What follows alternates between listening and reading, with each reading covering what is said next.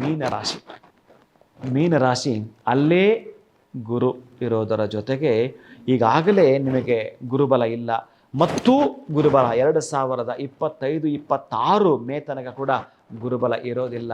ಕುಟುಂಬದಲ್ಲಿ ಕಲಹಗಳು, ಕುಟುಂಬದಲ್ಲಿ ವ್ಯಾಜ್ಯಗಳು, ಅಣ್ಣ ತಮ್ಮಂದ್ರ ಕಿರಿಕಿರಿ, ಹೆಂಡತಿ ಮಕ್ಕಳದ ಕಿರಿಕಿರಿ, ಅಷ್ಟೇ ಯಾಕೆ ಅಪ್ಪ ಅಮ್ಮನೂ ಕೂಡ ಕಿರಿಕಿರಿನೇ ಈ ರಾಶಿನವರಿಗೆ. ಈಗ ಒದ್ದಾಟ ಮಾಡ್ತಿರ್ತಾರೆ, ವಿಲೆ ಅಂತ ಒದ್ದಾಟ ಮಾಡ್ತಿರ್ತಾರೆ. ಒಂದು ಕಡೆ ಆರ್ಥಿಕ ನಷ್ಟ ಆಗ್ತಾ ಇದೆ, ಇರೋದೆಲ್ಲ ಕೂಡ ಸಾಲಕ್ಕೆ ಕಟ್ಟುವಂಥದ್ದು, ಕಂತುಗಳು ಕಟ್ಟುವಂಥದ್ದು, ಇದೆಲ್ಲ ಮುಗಿದೋಗಿದೆ. ಈ ಗೊತ್ತಿಲ್ಲದೆ ನಿಮಗೆ ಯಾರು ಕೂಡ ನಿಮ್ಮ ಸದಸ್ಯರಿಗೆ ಗೊತ್ತಿಲ್ಲದೆ ಯಾವುದನ್ನು ಮಾರಾಟ ಮಾಡ್ತಕ್ಕಂಥದ್ದು, ಸಿಕ್ಕಿ ಬಿದ್ದು ಬಿಡ್ತಕ್ಕಂಥದ್ದು ಏನೇನೋ ನಡೀತವೆ. ಆದರೆ ನೀವು ಭಯ ಪಡದೆ ಛಲದಂಕಮಲ್ಲರಾಗುತ್ತಾ ಗುರುನಾಮ ಸ್ಮರಣೆಯೊಂದೇ ನಿಮ್ಮನ್ನು ಭವಸಾಗರ ದಾಟಿಸೀತು. ಏನೇ 2ನೇ ಮನೆ ಆಗಿರ್ತಕ್ಕಂಥ ಕುಜ ನಿಮ್ಮ ಧನಸ್ಥಾನಾಧಿಪತಿ ನಿಮ್ಮ ಜಾತಕದಲ್ಲಿದ್ದಾನೆ.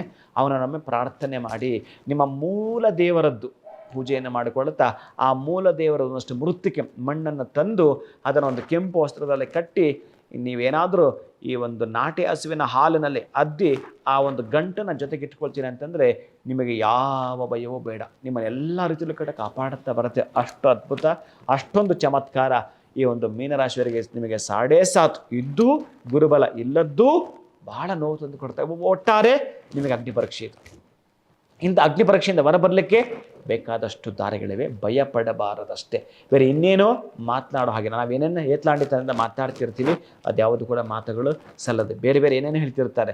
ಯಾಕೆ ಅಂತಂದರೆ ಈ ನಾಡೇ ಹಾಗಾಗಿದೆ. ಈ ನಮ್ಮ ಉಪೇಂದ್ರ ಹೇಳಿದಾಗೆ ಒಬ್ಬೊಬ್ಬರಿಗೆ ಡಜನ್ ಮಕ್ಕಳು, ಅದರಲ್ಲಿ ಅರ್ಧ ಪುಕ್ಕಲು ಇನ್ನರ್ಧ ತಿಕ್ಕಲು ಅಂತ.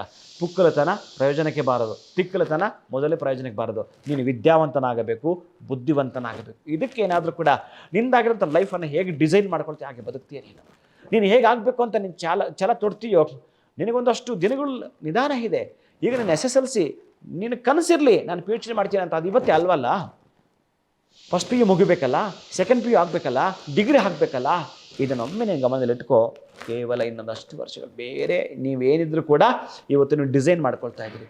ಒಂದು ವಿಗ್ರಹ, ಅದೇ ಒಂದು ಕಲ್ಲು ವಿಗ್ರಹ ಆಗಬೇಕಾದ್ರೆ ಎಷ್ಟು ಉಳಿಪೆಟ್ಟು ತಿಂತಾ ಇದೆ. ಅದು ವಿಗ್ರಹ ಆಗಲಿಕ್ಕೆ ನೀನು ಅಷ್ಟೇ ತುಂಬ ಸುಂದರ ಸೌಂದರ್ಯ ಭಾಗ್ಯ ಸೌಭಾಗ್ಯ ಬದುಕನ್ನು ಕಟ್ಟಿಕೊಳ್ಳಲಿಕ್ಕೆ ಒಂದು ಅವಕಾಶವಿದೆ. ಮೀನರಾಶಿಯವರಿಗೆ ಅತ್ಯಂತ ಅದ್ಭುತವಾಗಿರ್ತಕ್ಕಂಥ ಫಲಗಳನ್ನು ತಾವು ಪಡೆದುಕೊಳ್ತೀರಿ. ಶುಭಂ ಭೂಯಾತ್, ಒಳಿತಾಗಲಿ. ಕ್ಷಣ ಕ್ಷಣದ ಸುದ್ದಿಗಳಿಗಾಗಿ ಫ್ರೀಡಂ ಟಿವಿ ಸಬ್ಸ್ಕ್ರೈಬ್ ಮಾಡಿ, ಲೈಕ್ ಮಾಡಿ ಹಾಗೂ ಫಾಲೋ ಮಾಡಿ. ಹೊಸ ಸುದ್ದಿಗಳ ನೋಟಿಫಿಕೇಶನ್ಗಾಗಿ ಬೆಲ್ ಐಕಾನ್ ಮೇಲೆ ಕ್ಲಿಕ್ ಮಾಡಿ.